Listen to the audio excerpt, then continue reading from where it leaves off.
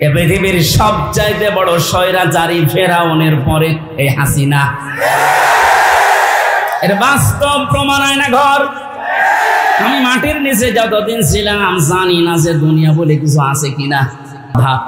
একটা চেয়ারের সাথে এভাবে বসিয়ে দেয়, ফিতা লাগিয়ে দেয় হাতের সাথে, পায়ের সাথে, মাজার সাথে একটা বেল্ট দেয়, শুধু কারেন্টের সুইচ দেবে। আমার মনে হয় মিনিটে কয়েক হাজার বার ঘুরবে।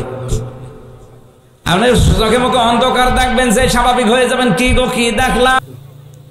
মাটির নিচের আওয়াজ তো উপরে আসে না, যখন চিৎকার শোনা যেত ভেতরে। যখন নখ তুলতো তখন আমি চিৎকার শুনতাম, মারে বাবারে বলে চিৎকার দিচ্ছে, কিন্তু কিছুই করার নেই। শব্দ আহ্বান জানাচ্ছি, যারা দায়িত্বে আছেন একটা কেউ যেন ছাড়া না হয়। আরে কথা কোনোদিন ধারণা আনবেন না, বলবেন তো নাই যে ওরা মরে গেছে এমনি না। এদেশটা স্বাধীন করার জন্য ৭১ সালে যারা জীবন দিয়েছিল তাদেরকে যদি শহীদ বলতে পারেন, এ পৃথিবীর সবচাইতে বড় স্বৈরাচারী ফেরাউনের পরে এই হাসিনা।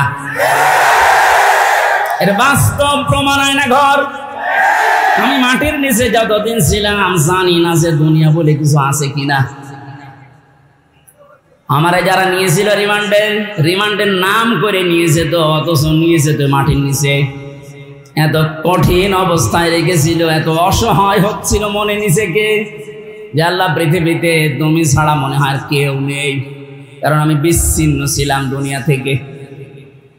আমি তো তাও মাত্র 3 বছর, আর ব্যারিস্টার আরমান 8 বছর। আপনি কল্পনায় আনতে পারেন যে একজন মানুষকে মাটির নিচে যে ঘর এখন দেখা যাচ্ছে, এখানে 2 দিন 5 দিন 10 দিন না 8 বছর একটা মানুষ থাকলো কি করি। এটা টুরিস্ট প্যালেস হিসাবে আমার মনে হয় যারা দায়িত্বে আছে অন্তর্বর্তীকালীন সরকারের, তাদের উচিত হবে এটা রেখে দেওয়া। তামাম দুনিয়ার মানুষ সেটা আসবে, দেখবে আর বুঝবে যে বাংলাদেশে একটা জালেম ছিল। এর সাথে যারা জড়িত প্রত্যেকের ওইভাবে করে শাস্তি দেওয়া দরকার। মানে কে বলছে না মাফ করে দেন না, মাফ করার কোনো বিষয় এখানে নেই। কিসের মাফ? আপনি তো ওই জায়গায় পড়েননি। তাই কোরআনে কারীম জানিয়েছে, ওয়াইনা আকাবতুম ফাআকিবু বিমিসলি মা উকিবতুম বি। তোমার উপর যতটুকু অত্যাচার করা হয় তুমি যদি প্রতিশোধ হিসাবে অতটুকু নাও, তবে কোনো দোষ নেই। আমি নিরপরাধ, এরপরও যা করেছে, যেহেতু নিরপরাধ আমি প্রমাণ হয়ে গেছি গত পরশুদিন। কথা বলেন না কেন?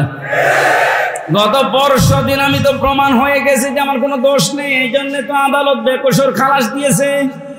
তাহলে যারা এর সাথে জড়িত টট্টপটন, আমার কিন্তু কোনো সাধারণ মানুষ মামলার বাদী ছিল না, মামলার বাদী ছিল হাসিনা। ও জেনে শুনে কাজ করেছে। আমার মতো 1জন 2জন না, হাজার হাজার আলেম আমার সাথে জেলখানায় সারা বাংলাদেশে। আমি গণনা পেয়েছিলাম আমার সাথে প্রায় 120 জনের উপরে ছিল, সারা দেশে মিলে কয়েক হাজার। জানা শোনার পরে যারা ভুল করে অবশ্যই তারা অপরাধী, আর অপরাধীর শাস্তি হবে মাস্ট বি। এখানে অপরাধগুলোর সাথে যারা জড়িত আছেন, আমি নিজেরটা যেহেতু ভুক্তভোগী আমারটা বলছি, আমি তো নিরপরাধ প্রমাণ হয়েছে দেশের আদালতে। সুতরাং যারা জড়িত আমার মামলার হাইওয়ে মিজান থেকে শুরু করে প্রত্যেকের আমি এইরকম 3 বছর জেল চাই। এমনকি আমারে ধরার পরে আমার বাবার কাছ থেকে ওরা বিনা কারণে বলেছে 10 লাখ টাকা দেন, নয়তো 50টা মামলা দেব। বাবা আমার গ্রাম্য মানুষ, ভয়তে 8 লাখ দিয়ে দিয়েছে। আমি গতকালকে আমার মামলার আয়ুরে কল দিয়েছিলাম। আগে ওরে আমি স্যার বলতাম, আর কানকে দেখছি কান্না কাটি করে বলছে, স্যার কি করা লাগবে বলেন। কি করা লাগবে মানে আমার 8 লাখ টাকা ফেরত দে। কারণ এখন তো আমার কোনো দড়ি নেই, সব শেষ। শুধু আমার মামলা না, এদেশে যত মানুষকে বিনা কারণে আজ বন্দি ঘরে, আয়না ঘরে, জেলখানায় আটক রাখা হয়েছে, এদের সাথে যারা জড়িত কিছুই তো প্রমাণ করতে আপনি পারবেন না। এদেশের 18 কোটি মানুষ যদি মাফ করে দেয় আপনাকে, কোরআন আমার সামনে ব্যারিস্টার আরমানের স্ত্রী আপনারে মাফ করবে না। আমান আজমি কালকে লাইভ করেছেন সংবাদ সম্মেলনে, যা করেছেন তার সাথে পৃথিবীর ইতিহাস পাল্টিয়ে ফেলেছেন। এই জন্য আল্লাহ জালেমদের এত কঠিন এবং করুণ এবং ভয়ঙ্কর পরিণতি নিয়ে আসে। কালকে আদালত থেকে বের হওয়ার সময় দেখলাম হাজী সেলিম হাও মাও করে কাঁদছে। আমি কিছু জানি না, কথা মুখ দিয়ে ভালো বের হয় না, নৌকা বলতে গিয়ে নৌকা বলে, নৌকা বলতে পারে না। কি হলো বলেন তো এই জালেমের? যতগুলো হত্যা মামলা তার, একটার যদি রায় হয় হত্যা মামলার, তে ফাঁসি হবে তার। অথচ বয়স যায়, এই বয়সে ও যে চরিত্র এখন দেখা যাচ্ছে, আমার মনে হয় এটা মুখে আনতেও আমার ঘৃণা করে। মানুষ এত নিচে নামে কি করে? এই যুবক মানুষে যদি একটু উল্টা পাল্টা করে তো মেনে নেওয়া যায়। ও 80 বছর বয়সের শরীর চলে না, আর কি করছে? ওর দৃশ্য দেখে শয়তান মাঝে মাঝে হাসে, আল্লাহ তুমি আমারে শয়তান বানিয়েছো। হাজি নামে কলঙ্ক, হাজি সেলিম যে কত টাকার মালিক ছিল শুধু আল্লাহ জানে, আর ও জানে, তাছাড়া কেউ জানে না। টোকাই থেকে পর্যন্ত পৌঁছে কি হলো আপনার? শেষ বয়সটা একটু আল্লাহ বিল্লাহ করে দুনিয়া থেকে বিদায় নেবেন, সে অবস্থা এখন আপনার নেই। দৌড়াত তো যাই হোক না কেন, দুনিয়া একদিন তো শেষ হবে। মরণের পরে আমি আল্লাহ নিজে জালেমদের বিরুদ্ধে নিজে মামলা দায়ের করব। এদেশে 15 বছর যারা ছিল, পৃথিবী এখন প্রমাণ পেয়েছে অন্তত আয়না ঘরের মাধ্যমে যে এরা জালেম ছিল। জালেমদের বিরুদ্ধে মামলা হামজার না আল্লাহর? এক কথা বলুন। এত নির্দ্বিধায় এখন বলতে পারি এদেশের দায়িত্বে যারা ছিল, বিশেষ করে 1734 জন মানুষ, একেবারে ওই উপর থেকে শুরু করে, আমি নিস্টার বললাম না, এ পর্যন্ত 1734 জন মানুষ দায়িত্ব পালন করেছে মেন জায়গায়। এই 1734 জন প্রত্যেকেই জালেম এবং জালেমের সহযোগী। এরা সব হামজার মামলার আসামি। কার? বলেন বলেন। আল্লাহর মামলার আসামি, যিনি নিজে রায় দেবেন, নিজে বিচারপতি, তিনি বাদী। যে মামলার বাদী যত কঠিন হয়, শক্ত হয়, মামলা কিন্তু এরকম ঝামেলায় পড়ে। আমি তো বলেছিলাম আমার মামলা যদি রবিউল জাহাঙ্গীর স্যারের মতো এইরকম মানুষকেও মামলা দিত, টাকা পয়সা দিয়ে কবে আমি বের হয়ে চলে আসতাম। কিন্তু এমন মানুষ মামলা দিয়েছে, টাকা তো খাবে না, কারণ টাকা খেতে খেতে আর জায়গা নেই। তার পিয়নেরই 400 কোটি টাকা। কথা বলছে না, আমার কাছে আর কয় টাকা খাবে? এই জন্য সিএমএম কোর্ট, জজ কোর্ট, হাইকোর্ট মিলিয়ে আমার মামলাটা 30 থেকে 31 বার উঠেছে, এরপরও জামিন হবে না। বলেন তো কোথায় পৌঁছিয়েছে বিচার ব্যবস্থা? এটা মূল্য চুরি মামলা। মূল্য চুরি না, মূল্য চুরি করলে একটা অপরাধ হয়, আর আমার যে কিচ্ছু জানি না ওই বিষয়ে। কোন পাগল ছাগল নাকি একটা কাঁচি, ধান কাটা কাঁচি নিয়ে গেছে সংসদ ভাঙার জন্য, ওরে কালকে হাজির করেছিল কোর্টে। আমার পাশে দাঁড়িয়ে, ওই আমার চেনো? না। আমার নাম বললে কি করবো? বস আমারে বলতে বলিস। জজ সাহেব যে হাসছিল কালকে পরশুদিন, একেবারে খালাস দিয়েছে এমনি না। বলছে আমি কি দেখে বিচার করবে মামলার? কোনো মাল ম্যাটারেস নেই, যা সব শেষ করে দিলাম, মামলা বলতে আর কিচ্ছু নেই। অথচ কয়েকদিন আগে সিঙ্গাপুর গিয়েছিলাম। এদেশের জালেম যারা ওই দেশে এখন আশ্রয় নিয়েছে, ওরা ওই দেশের মন্ত্রণালয়ের কাছে, পররাষ্ট্র মন্ত্রণালয়ে যারা দায়িত্বে আছে ওদের কাছে নালিশ দিয়েছে হামজার নামে, যে ওর মামলা আছে বাংলাদেশে আর ওই এই দেশে আছে। কথা বললো কি করি, শয়তানি করার জায়গায় দেশে আর পাচ্ছে না, এখন বাইরে শয়তানি করছে। মামলা যেহেতু বর্ষদিন মিটে গেছে, ওইটা এখন আমি পররাষ্ট্র মন্ত্রণালয়ের মাধ্যমে ইংলিশে ভার্সন করে আমি পাঠাচ্ছি। এবার নেন ঠেলা, যারা উল্টা নালিশ দিয়েছিলেন দেখবে যে না এ তো বেকসুর খালাস পেয়েছে, আদালত একেবারে সব জেনে শুনে খালাস দিয়েছে, তো নির্ভেজাল মুক্ত, এর কোনো দোষ নেই। যারা এই দোষ দেওয়ার জন্য ওই দেশে নালিশ দিয়েছে তারা এবার বিপদে পড়বে না? যে দেশে আর থাকতে পারেনি, পালিয়েছে, ওই দেশেও আর পারবে না, আবার আসবে কুকুরের মতো পিটিয়ে মানুষ মেরে খায়। ঠিক আছে ভাই। সাতক্ষীরাবাসী এই জন্য মজলুমের দোয়া বরদোয়া থেকে আমাদের বেঁচে থাকা দরকার। জালেমদের পরিণতি এত কঠিন এবং ভয়ঙ্কর, আল্লাহ নিজে যেহেতু মামলা দিচ্ছেন, যারা জালিম, এই জালিমদের পক্ষে থাকলে, সাহায্য করলে, সহযোগিতা করলে যেহেতু ঈমান নষ্ট হয়ে যায়, নবীর উম্মত থেকে বের হয়ে যায়। এখনো পর্যন্ত যারা এই জালিমদের পক্ষে সমর্থন জানাচ্ছেন, স্ট্যাটাস দিচ্ছেন, ভিডিও কলে কথা বলছে আপা ভয় পাবেন না, আপনি ভয় পেলে আমরা ঘাবড়িয়ে যাই। কত বড় শয়তান!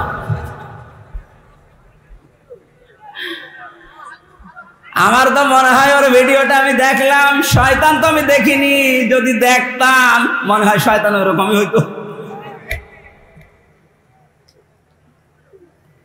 এখনো পর্যন্ত যদি জালেমের কেউ সাপোর্ট করেন, এখানে কেউ থাকেন, আপনি তাওবা করেন নাই তো আপনিও বেঈমান হয়ে মরবেন। সুতরাং জালেমরা যা ভেবেছিল যে আমরা এই ক্ষমতা পেয়েছি, মনে হয় আল্লাহ আমারে দয়া করে দিয়েছে। আমারে যখন প্রথম সে 11 সালে 10 সালে গ্রেফতার করে, আমি সুদের বিরুদ্ধে কথা বলেছিলাম, তাই মসজিদ থেকে ধরে নিয়ে গেল যে উনি শিবির করে, শিবিরের ক্যাডার, রক কেটে বেড়ায়। আমার ওসি সাহেব নিয়ে গেল, প্রথমে সেই আয়াতটা ধরছে যে কুলিল্লাহুম্মা মালিকাল মুলকি তুতিল মুলকা মান তাশা ওয়া তানজিউল মুলকা মিম্মান তাশা ইলা আখির আয়াত।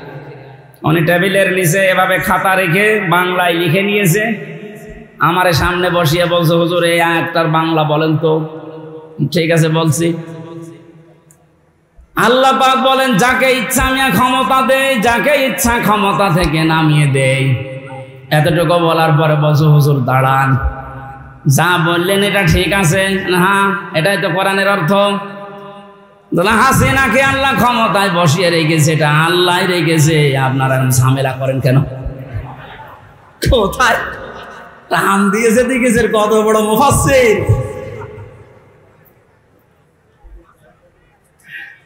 সূরা আলে ইমরানের 178 নম্বর আয়াতটা গত কয়েকদিন আগে আমি তাফসীর সব পড়তে গিয়ে দেখি ওই ওসির কথার পুরা উল্টা। আল্লাহ বলেন কাফের জালেম এদেরকে আমি ক্ষমতার চেয়ারে বসিয়ে রাখি যেন ওদের পাপের মারতা পরিপূর্ণ হয়ে যায়। পাপ যখন একেবারে পরিপূর্ণ হয়ে যায়, তখন আর ভালো হওয়ার নিয়ত থাকলে ওরে আমি আর সুযোগ দেই না, যেমন ফেরাউনকে দেইনি। তখন আমি কি করি? ওদের জন্য যন্ত্রণাদায়ক এবং অপমানজনক একটা শাস্তির ব্যবস্থা করি। আমার মনে হচ্ছে পৃথিবীতে আল্লাহ যদি কিছু নাও দেখায়, ইনুর সাথে যা দেখালো আমার জীবন ধন্য হয়ে গেছে। এই শয়তান আমার এমপি থাকাকালীন কুষ্টিয়ায় ঢুকতে দিত না, তো শিবির করে ও ঢুকতে পারবে না।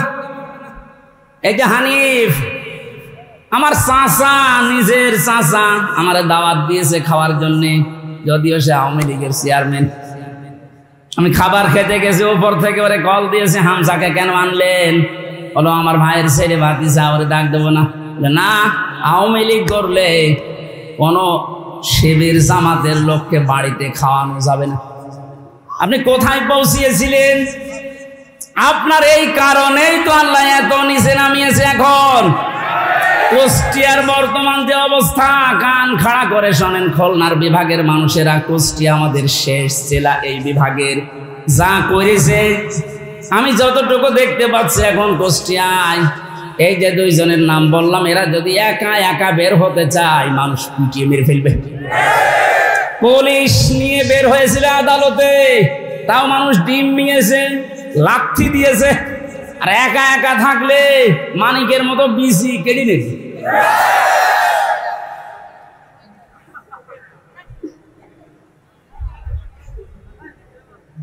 এই জন্য জালেমদের কিন্তু পরিণতি খুব খারাপ। তারা আল্লাহর মামলার আসামি, তাদের দুনিয়াও শেষ, আখিরাতও শেষ। এক কথা বলেন না কেন? দুনিয়া শেষ কেন? আল্লাহু লা ইয়াহদিল কওমাজ জালিমিন, জালেমদেরকে আল্লাহ পথ দেখাচ্ছে না, দেখাবেও না। ইয়াহদি এটা মোজারে, বর্তমান, ভবিষ্যৎ, প্রেজেন্ট, ফিউচার। কোন জালেমকে আল্লাহ হেদায়েত দিচ্ছে না, দেবে না। এজন্য আমরা যেন জালেম না হয়, নারী হোক আর পুরুষ হোক, কোনো বিষয়ে যেন জুলুম করবেন না। অনেক মহিলা আছে তার স্বামীর উপরে জুলুম করছেন। হ্যাঁ আছে।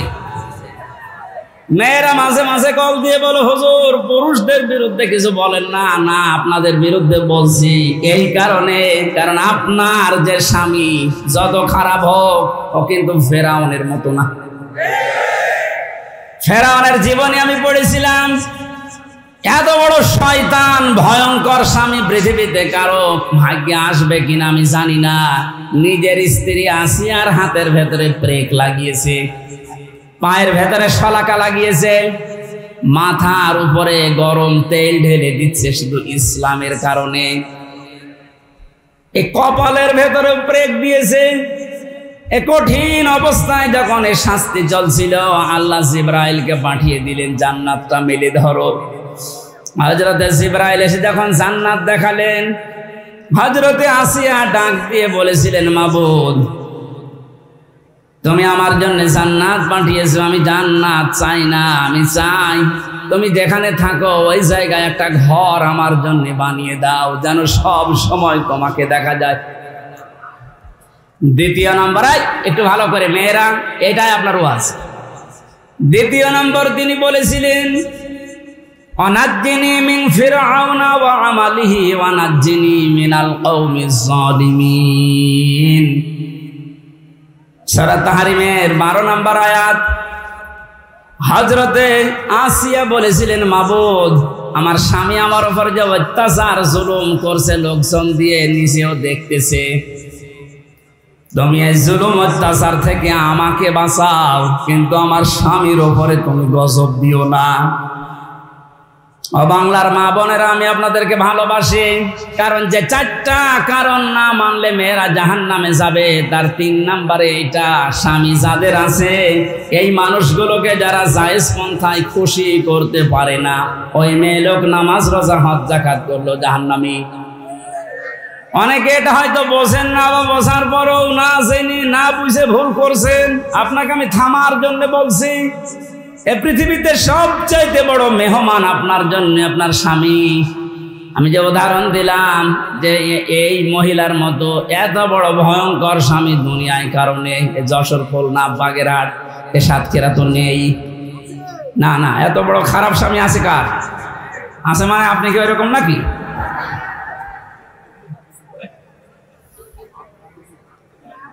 এত বড় শাস্তি দেওয়ার পরেও তিনি যদি বরদোয়া না দেন স্বামীর জন্য, আর আপনার একটা সাবান কম হয়ে গেলে, শাড়ি কম হলে আপনি বরদোয়া দেন।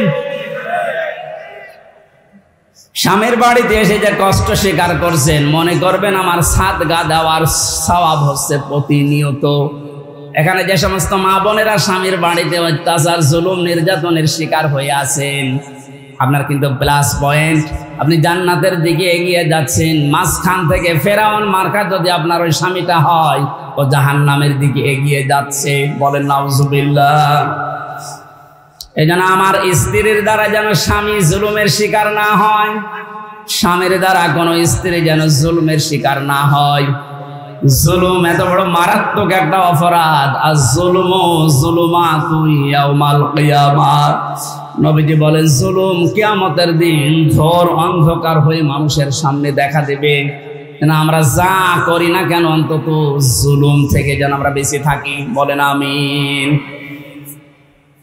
এটা আল্লাহ এত বেশি ঘৃণা করেন এই জুলুমকে। সূরা ইব্রাহিম 13 নম্বর পারা 19 নম্বর পৃষ্ঠা 12 নম্বর লাইনের 42 নম্বর আয়াতটা আল্লাহ জালেমদেরকে নাযিল করেছেন তাদের দেখে। আলা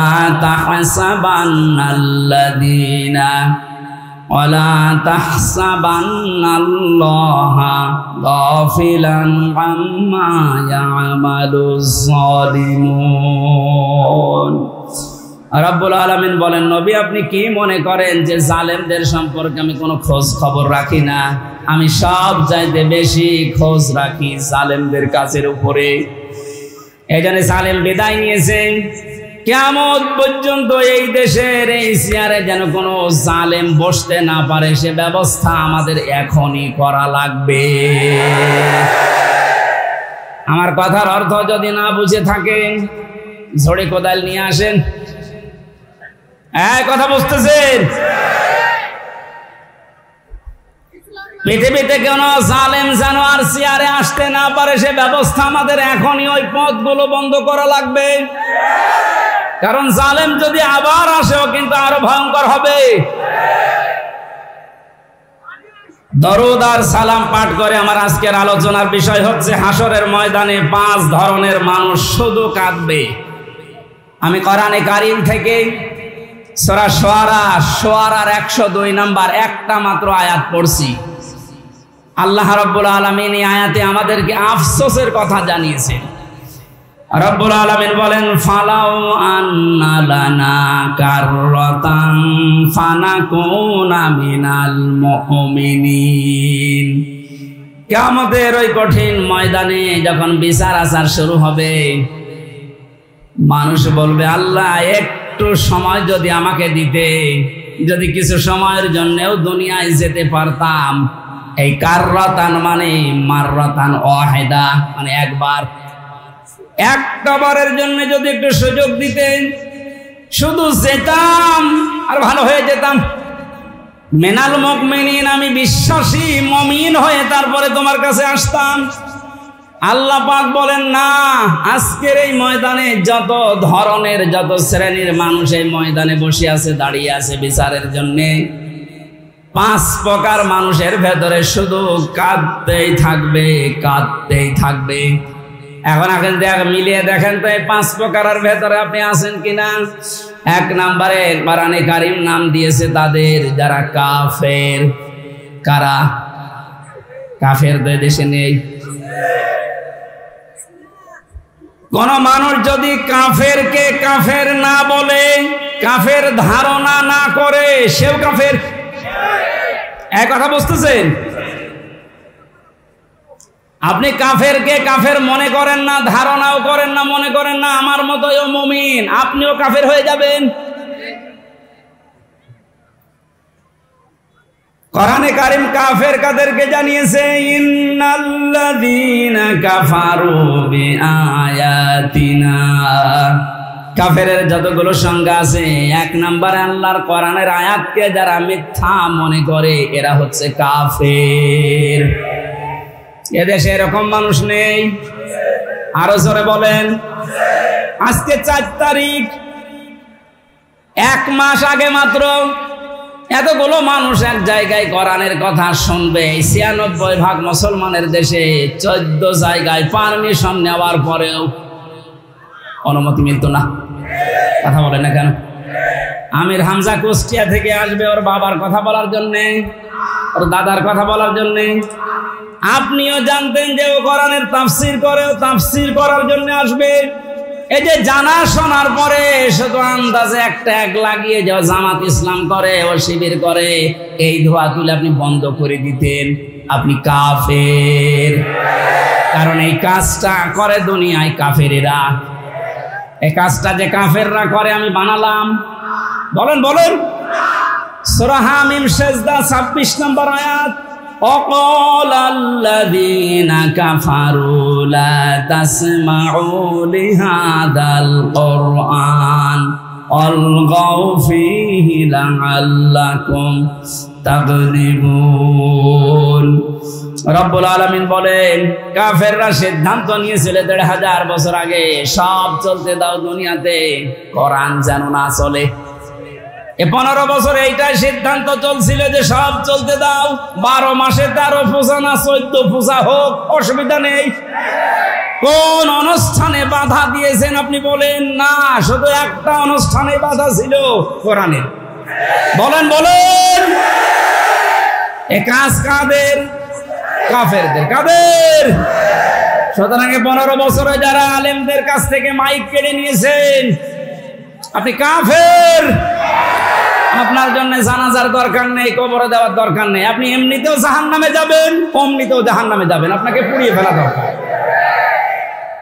কথাটা একটু কড়া হয়ে গেল নাকি? কিচ্ছু কড়া হয়নি। এই 15 বছর বহু জ্বালাতন করেছেন। বাংলাদেশের 64 জেলার প্রায় 36টার উপরে জেলায় আমাকে কোরআনের কথা বলতে দেয়। তার ভেতরে সাতক্ষীরা একটা। কথা বলেন না কেন? বহুবার এসে এসে সেই কুষ্টিয়া থেকে এখান থেকে আবার ফেরত দিয়েছে রাত 10টায়, 9টায়, 11টায়। যান, হবে না। কেন? কোনো দোষ নেই। কোরআনের কথা বলতে যারা বাধা দেয়, আল্লাহ বললেন এরা কাফের, আর আপনি কাফের মনে করেন না, আপনিও কাফের। আর কিয়ামতে সবচেয়ে বেশি কাঁদবে কারা? এরকম কাফের যদি সাতক্ষীরায় থাকেন, মুসলমান হন। আমি পরশুদিন একটা মুসলমান বানিয়েছি গাইবান্ধায়। না, ও আসলে হিন্দু। যারা বাধা দেয় কোরআনে, এরা হিন্দুর চাইতেও খারাপ। ডক্টর মোহাম্মদ ইউনূস লোকটাকে চাই মনে করেন। অনেকে লাফাচ্ছে যে ওর কি, আপনি কি বোঝেন? ওর খুঁটি কোন জায়গায় বাধা, ওর পেছনে কোন দেওয়াল আছে আপনি টের পাচ্ছেন? বিভিন্ন ইস্যু তৈরি করে মাঠে ময়দানে নামেন আর বাড়ি ঘেরাও করবো, বাড়ি ঘেরাও করবো। আরে ভাই ইউনূস কি আপনি এখনো টের পাননি? আমার এই যে মোবাইলটা কালকে আদালত দিয়েছে 3 বছর পরে, এ মোবাইলে যদি কল আসে সর্বোচ্চ তার জিআরপিএস অপু ভাই থেকে কল আসবে, এর চাইতে উপর থেকে আর আসবে না। উনি আমার সাথে 3 বছর জেলে ছিল, একটা পরিচয় আছে। তার জিআরপিএস অপু, নাম শোনেননি? উনি হয়তো কল দিতে পারে, খুব ভালোবাসে আমারে। আর ডাক্তার ইউনূসের মোবাইলে কল আসে একেবারে বারাক ওবামা, জো বাইডেন থেকে, শি জিনপিং থেকে। আপনি টের পান? আন্দাজে লাফান। আনসারের নাম নিয়ে লাভ দিয়েছিলেন, পিটিয়ে মানুষ ঘরে ঢুকিয়েছে। ওদের যে চরিত্র দেখবেন কিছুদিন পরে এই রাজবাড়ি গোলন্দ ঘাটের এই বেশ্যাদের কেউ রাস্তায় নামাবে। ওরা এটাই চালাচ্ছে এখন, কিচ্ছু ছিড়তে পারবেন না। এই লোকটার পেছনে যাই থাক, যে খুঁটি আছে ও খুঁটি নড়ানোর জন্য ভারত, চীন, রাশিয়া এদের দ্বারা সম্ভব না। তাম দুনিয়াও যদি এখন একদিকে হয়ে যায়, ওরা একদিকে থাকলে তাও পারা সম্ভব না। বাস্তবতা ওইটাই বলে। মানে ক্ষমতা নেওয়ার পর দিন থেকেই ঘোষণা দিয়েছে এদেশে অন্যান্য ধর্মীয় অনুষ্ঠান যেভাবে চলে, পূজা পার্বণ কোনো অনুমতি লাগে না। আল্লাহর কোরআনের অনুষ্ঠানে এদেশে কোনো অনুমতির প্রয়োজন আর কোনো দিন হওয়ার দরকার নেই। ওনার জীবনে কি আছে না আছে আমি জানি না। আল্লাহ যদি ওনাকে মাফ নাও করে, এই কথাটার কারণে আশা করছি মাফ করে দিবে। যে লোকটা কোরআনে কারিম এভাবে ওপেন করে দিতে পারে, যারা উন্নয়নের রোল মডেল করেছিল, কি করেছিল তারা আরো 144 ধারা জারি করে কোরআনের আলোচনা বন্ধ করে দিত। এজন্য কাফেরদের সাথে আত্মীয়তাও বন্ধ করা লাগবে। আমার বংশের 100 জনের 98 জন এরকম ছিল। আমি ঘোষণা দিয়ে দিয়েছি অলরেডি, কারণ এরা খুব খুশি ছিল আমি জেলে থাকাকালীন। এরা খুব খুশি ছিল। আমার বাবাকে মাঝে মাঝে টিটকারি দিতে হচ্ছে, নাও করো এবার জামাত ইসলাম। 5 তারিখের পরে ও যখন পালিয়েছে 1:30টার সময়, বিকাল 5টা বাজতে বাজতে বাড়ি থেকে কল যাচ্ছে, ভাতিজা আমরা সব আল্লাহর ওলি হয়ে যাচ্ছি। এখন আল্লাহর ওলি হচ্ছে। এর আগে কি করেছিলে? কাফেরদের জানাজা পড়া জায়েজ আছে? ঘোষণা দিয়েছি যারা ইসলাম কায়েম হবে এইটা চাই না, সে আমার বংশের লোক না, আমার বাবা হলেও জানাজায় আমারে ডাকবেন না। কারণ ওর জানাজা হামজানা, কাবা শরীফের ইমাম পড়ালেও জাহান্নামে যাবে। মানে কাফের যারা, এক কথাই বলছি, ইসলামের কোন বিধানকে জানার পরে যারা গোপন করে রাখে, এরাও এক প্রকার ডিজিটাল কাফের। আর এই বাংলাদেশে এটা সবচাইতে বেশি। এই কথা বলছে না কেন? 2 নম্বরে মুশরিক, এটা কঠিন শব্দ। কোরআনে কারীম জানিয়েছে, ওয়াল্লাযী আরসালা রাসূলাহু বিল হুদা ওয়া দীনিল হক লিইয়ুযহিরাহু আলা দ্বীনি কুল্লিহি ওয়ালাউ কারিহাল মুশরিকুন। তিনি সে আল্লাহ যিনি তার রাসূলকে দ্বীনে হক দিয়ে সত্যের বিধান দিয়ে দুনিয়ায় পাঠিয়েছেন। যত নিয়ম নীতি, যত ধর্ম তন্ত্র মন্ত্র আছে সব যেন পেছনে ফেলে দিয়ে আল্লাহর দ্বীনকে তিনি দাঁড় করায়। এজাহার মানে বিজয় করা, এজাহার মানে প্রকাশ করা। রাসূলের দায়িত্ব ছিল দুনিয়ার সব ধর্ম, সব নিয়ম নীতি তন্ত্র মন্ত্রের উপরে আল্লাহর কোরআন, আল্লাহর ইসলামকে তিনি বিজয় করবেন। আরো আসতে বলেন। এই কাজ করতে গেলে সবচাইতে বেশি নারাজ হবে, মন খারাপ হবে মুশরিকদের। এটা যে বাস্তব, এই 15 বছর দেখেছেন। ওরা শেষ পর্যন্ত না পেরে কোরআন যেন দেশে কায়েম না হয় এজন্য নিষিদ্ধ করেছিল 1 তারিখে। আল্লাহ পুরা উল্টিয়ে 4 তারিখ আসতে আসতে পুরা পাল্টিয়ে দিয়েছে। বাংলাদেশে কোরআন কায়েম হওয়ার বিপক্ষে সবচাইতে বেশি মুশরিকরা। মুশরিক এই দেশে বেশি নেই, না না, এটা নেই বলেই তো প্রতিবেশী যারা ওরা এই দেশকে যেন মুশরিক বানানো যায় এজন্য বহু কায়দায় ষড়যন্ত্র করছিল।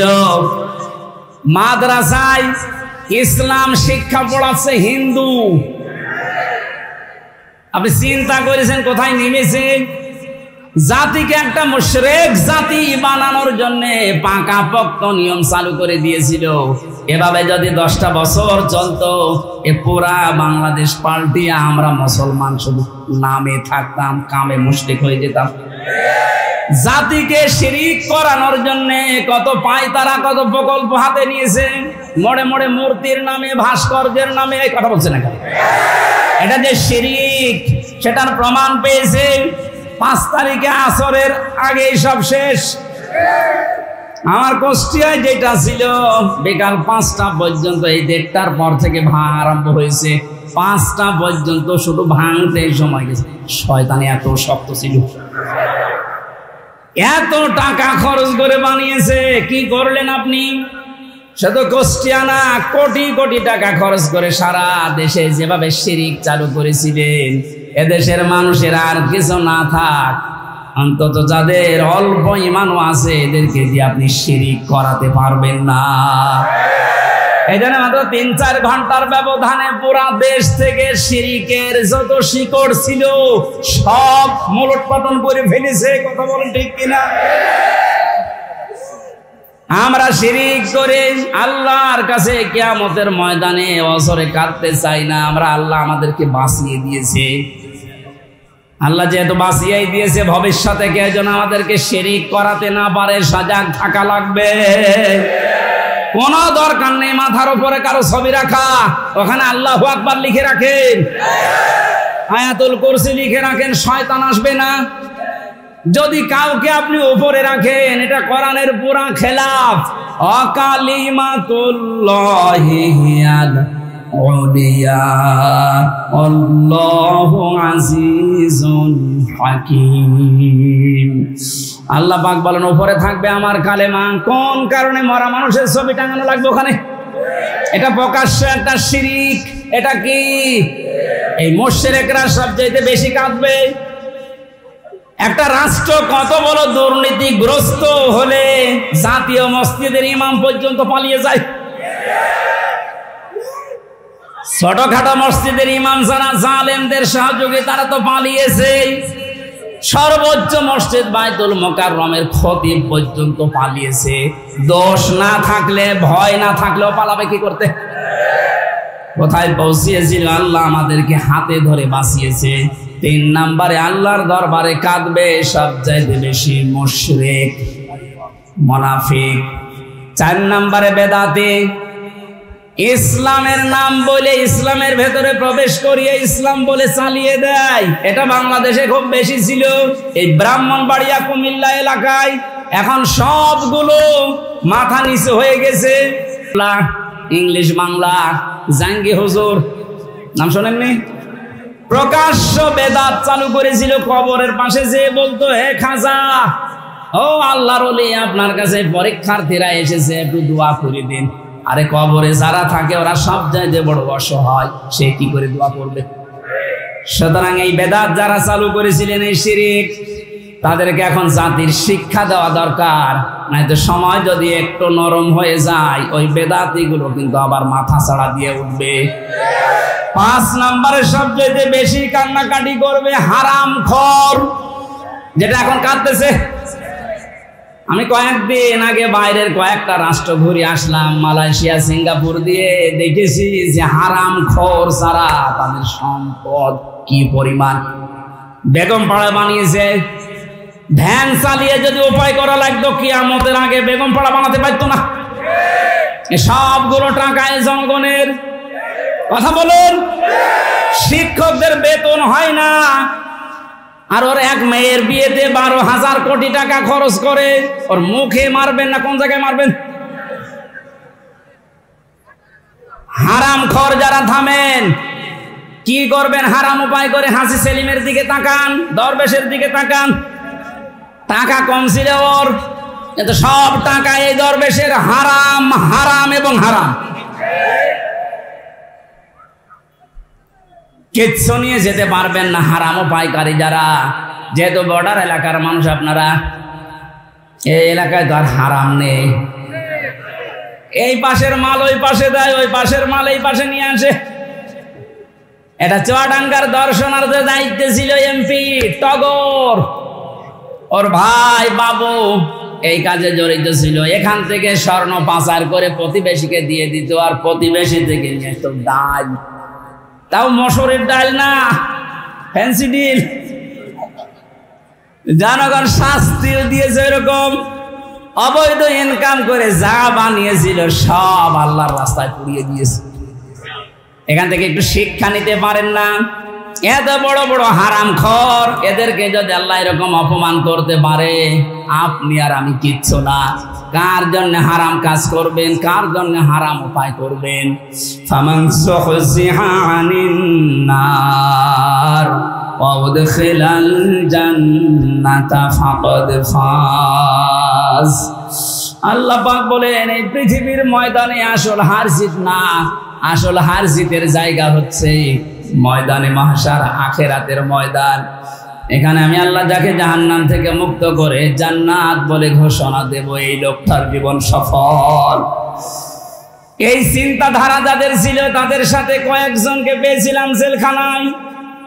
তার 1 নম্বরে আমার দৃষ্টিতে ভালো মনে হয়েছে ডাক্তার শফিকুর রহমান, জামাত ইসলামের শ্রদ্ধাভাজন আমিরকে। মুরব্বী মানুষ, এর যে ইবাদত, এর যে ঈমান, এর যে তাওয়াক্কুল, আল্লাহর প্রতি ভরসা কোন পর্যায়ের, এ মাথায় ধরবে না। একটা সেজদায় 45 মিনিট, 1 ঘন্টা, 1.5 ঘন্টা, 2 ঘন্টা একটা সেজদায় কাটিয়ে দিবে, 65 বছর বয়স। অথচ আমার মতো 32 বছর যুবক মানুষ 12 রাকাত নামাজ পড়তে মাত্র 1 ঘন্টা লাগে। তাও তো হাফেজ। উনি হাফেজ না, শুধু কয়েকটা সূরা তেলাওয়াত করে সেজদা দিত। এক সেজদায় 1-1.5 ঘন্টা, 2 ঘন্টায় পুরে অজরে কাঁদতো। মাঝে মাঝে বলতো, হামজা, আল্লাহ আমাকে যদি মাফ করে দেয়, এইটাই আমার জীবনের আসল সফলতা। তারা ইখলাস দেখে আজ দলে দলে, পালে পালে মানুষ ইসলামের দিকে ঝুঁকতেছে। কথা বলে না কেন? কোরআনে কারীম জানিয়েছে, ওয়ারাইতান নাসা ইয়াদখুলুনা ফি দীনিল্লাহি আফওয়াজা। হে নবী, আপনি দেখতে পাবেন দলে দলে, পালে পালে মানুষ ইসলামে প্রবেশ করছে। সেই দৃশ্য যেহেতু আমরা বাংলাদেশে এখন দেখতে পাচ্ছি। আগস্টের 5 তারিখের আগের জরিপ পেয়েছিলাম, এদেশে ইসলাম কায়েম হোক, এটা চাইতো 100 জনের মাত্র 20 জন। এই যে এখন আজকে 4 তারিখ, কালকে জরিপ পেয়েছি, এই দেশে এখন 100 জনের 35 জন মানুষ চাচ্ছে যে ইসলাম কায়েম হোক। আর কিছুদিন যেতে দিন, এভাবে যদি 51% মানুষ চায় যে দেশে ইসলাম কায়েম হোক, তখন আর কেউ বাধা দিয়ে আটকাতে পারবে না। এটা আমরা দেখতে চাই কিনা? এই চুপ করেন।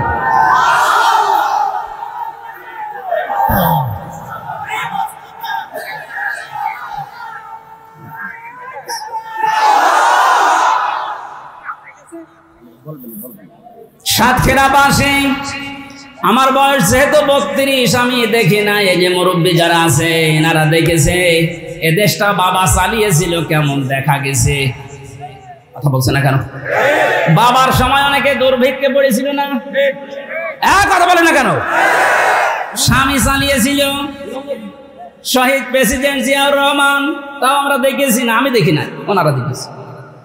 চাচা চালিয়েছে, সকালে এক কথা বলতো, বিকাল আর এক কথা, যেভাবে হোক অন্তত 9 বছর। আমি দেখি না, কারণ আমার 92 সালে জন্ম। বউ চালিয়েছে, যেভাবে হোক। ভাবিও চালিয়েছে। এখন শুধু দেখতে বাকি আছে কোরআন দিয়ে সংসদ চললে কেমন দেখা যায়। এইটা দিয়ে দেশ চললে কি শান্তি, আপনি এখনো দেখেননি, বোঝেননি। এটা এবার বোঝার সিস্টেম আসতেছে। আল্লাহর কাছে মুসাফির অবস্থায় হাজারো মানুষ নিয়ে দোয়া করছে, আল্লাহ জীবনে কিছুই যদি তোমার ভালো না লাগে, আজকের এই দৃশ্য দেখে অন্তত এটা কবুল করো যে কোরআন দিয়ে দেশ চলছে, এটা যেন আমরা দেখে মরতে পারি। আকাঙ্ক্ষা আছে কাদের? দেখি লিল্লাহি তাকবীর।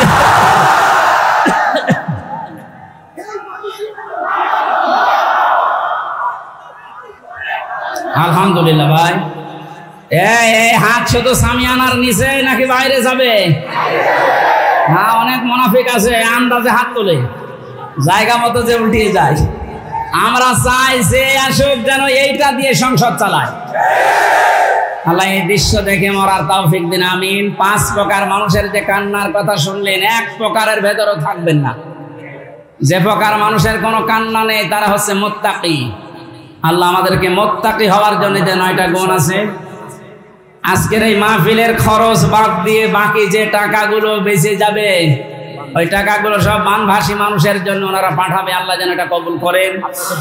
আগামী 8 ডিসেম্বর রাতের বেলায় এশার পর থেকে বা দেশা থেকে রহিতা, মনিরামপুর, যশোরে আমি কদলাপাড়া, ওখানে জাহাঙ্গীর স্যারের মাহফিল আছে, ওখানে যাব। ওখানে যেন আমরা কথা বল। 5000 টাকা দিয়েছে আমাদের চেয়ারম্যান ইব্রাহিম, না ইব্রাহিম সাহেব, সাবেক কিজের, এখন বর্তমান চেয়ারম্যান হয়ে যাবে ইনশাআল্লাহ। আল্লাহুম্মা আমিন। লা ইলাহা ইল্লা আনতা সুবহানাকা ইন্নী কুনতু মিনাজ জালিমিন। রব্বুল আলামিন, সারাটা জীবন অপরাধ করে জীবনটা নষ্ট করে ফেলেছি। হাত উঠায় কথা বলবো ভয় করে, লজ্জা করে। আমাদের অপরাধের দিকে তাকিও না, রহমতের দিকে তাকাও। জিন্দেগির গুনাহগুলো মাফ করে দাও। এ মাহফিলের আয়োজন করতে গিয়ে তোমার বান্দা ইমান সহ যত যুবকেরা শ্রম দিয়েছে, আল্লাহ আমি অনেকের নামও জানি না। এই যুবকদেরকে যে মা পেটে নিয়েছে, মায়ের পেট খাদিজার মতো বানিয়ে দাও।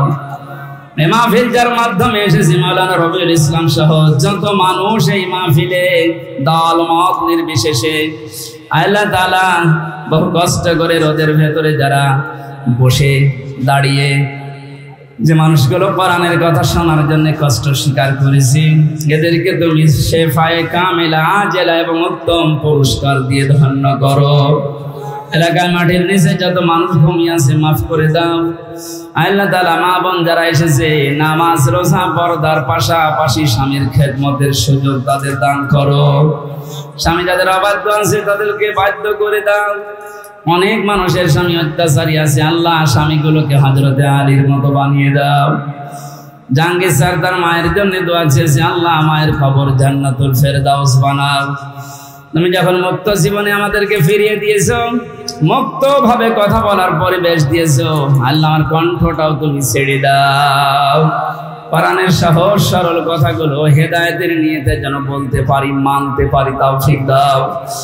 আগামীর বাংলাদেশ তুমি কোরআনের হাতে দয়া করে তুলে দাও। চর্ম চোখে আমরা দেখতে চাই যে তোমার কালাম দিয়ে দেশটা চলছে। বারাকাল্লাহু লানা ওয়া লাকুম ফিল কোরআনিল আযীম। মরণ আসলে যেন বলতে পারি লা ইলাহা ইল্লাল্লাহু মুহাম্মাদুর রাসূলুল্লাহ। খ্যাতনামা ইসলামিক স্কলারদের বক্তব্য শুনতে আমাদের সঙ্গেই থাকুন। নিয়মিত আপডেট পেতে সাবস্ক্রাইব করে বেল বাটনে প্রেস করুন। Rosary 24. Enjoy the Holy Quran.